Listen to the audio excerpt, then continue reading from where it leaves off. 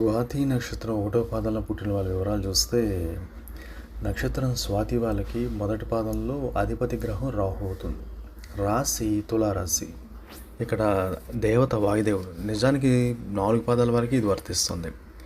అయితే వ్యక్తిత్వం ప్రత్యేకంగా ఉంటుంది కాబట్టి ఒక్కొక్క పాదానికి క్యారెక్టర్ విషయానికి వస్తే స్వతంత్రంగా ఉండాలనే బలమైన కోరిక ఉంటుందండి. వేగంగా ఆలోచిస్తారు, కొత్త విషయాలు త్వరగా నేర్చుకుంటారు, మాట తీరు చాలా ఆకర్షణీయంగా ఉంటుంది. లక్ష్యం పెట్టుకుంటే దాన్ని సాధించడానికి కూడా వెనకాడరు, అంత కష్టపడతారు. కొత్త ప్రదేశాలు కావచ్చు, కొత్త అవకాశాలు చాలా ఇష్టపడతారు, అందరితో కలిసిపోతారు, కానీ వ్యక్తిగత స్వేచ్ఛ విలువనిస్తారు. ఇంకా ధనయోగం విషయం వస్తే అదే మెయిన్. ప్రపంచంలో సొసైటీలోని ఎక్కడికి వెళ్ళి బతకాలన్నా చేయాలన్నా దానికే. కానీ ఈ స్వాతి నక్షత్రం మొదటి పాదం వాళ్ళకి డబ్బు సంపాదించే తెలివితేటలు ఉంటాయి. వ్యాపారం, డిజిటల్ రంగం, విదేశీ అవకాశాల ద్వారా లాభాలు రావచ్చని సాంప్రదాయ జ్యోతిషం చెప్తుంది.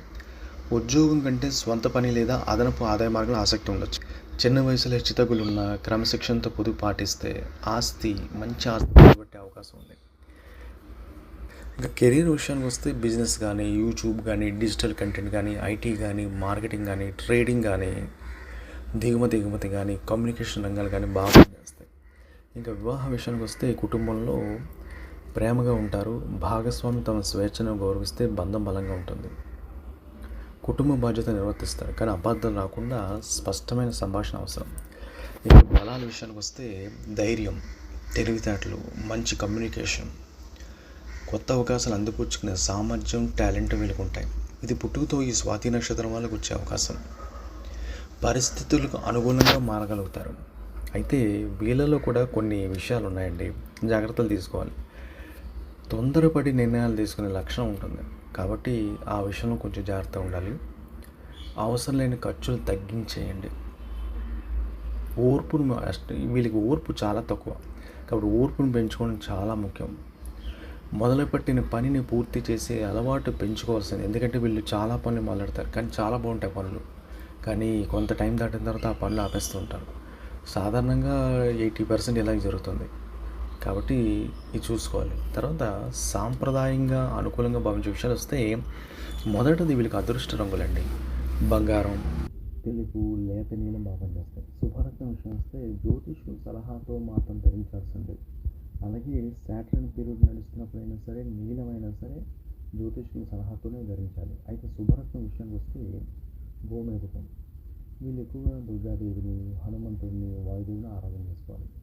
ఇంకా ఇష్టమైన దినాలు చూసుకుంటే శుభదినం బుధవారం కానీ శుక్రవారం కానీ బాగా చూస్తుంది. అయితే వీళ్ళ జీవిత సారాంశం ఒకటి చూస్తే స్వాతి నక్షత్రం మొదటి పాదం పడితే స్వతంత్ర ఆలోచన, తెలివి, కష్టపడే స్వభావంతో ఎదుగుతారని ప్రాచీనమైన జ్యోతిష్ సాంప్రదాయం చెప్తుంది.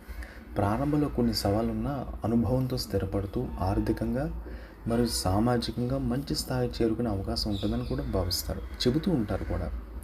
అందుకే వీళ్ళు కష్టపడాల్సిందే. కానీ వీళ్ళు నా దుర్గుణం ఏంటంటే కొంత బద్ధకం ఉంటుంది. అది అవాయిడ్ చేసుకుని ఆ బద్ధకాన్ని వదిలించుకొని ముందరికి వెళ్ళాల్సి ఉంటుంది. పనిని మొదలుపెట్టిన తర్వాత వీళ్ళు చాలా లేట్ చేస్తుంటారు. అది లేకుండా చాలా జాగ్రత్తగా ఉండాలి. ఆ పనిని పూర్తి చేసే అవకాశం ఉండాలి. మెయిన్ వీళ్ళ జీవితంలో దుర్గాదేవిని ఆరాధన చేసుకోవాలి. అలాగే హనుమంతుడిని, వాయుదేవుని కూడా ఆరాధన చేసుకోవాలి. వీళ్ళకి ఎక్కువ మాట్లాడే స్వభావం ఉంటుంది కాబట్టి ఆ స్వభావంలో వీళ్ళ గురించి అవతల వారికి బాగా తెలిసే అవకాశం ఉంటుంది కాబట్టి మాట కంట్రోల్ చాలా అవసరం. అంతేకాదు మనసు చిన్నబుచ్చుకునే లక్షణాలు చాలా ఎక్కువ ఉంటాయి స్వాతి నక్షత్రంలో పుట్టిన వాళ్ళకి. ఈ పాదం వాళ్ళు కూడా వర్తిస్తుంది. ఏదైనా సిచ్యువేషన్ జరిగినప్పుడు దాని గురించి విపరీతంగా ఆలోచిస్తారు. పైన ప్రశాంతంగా ఉన్న లోపల కొత్తలు ఆడిపోతుంటారు. కాబట్టి ఈ విషయం గురించి ఆలోచించుకోవాలి. Thank you.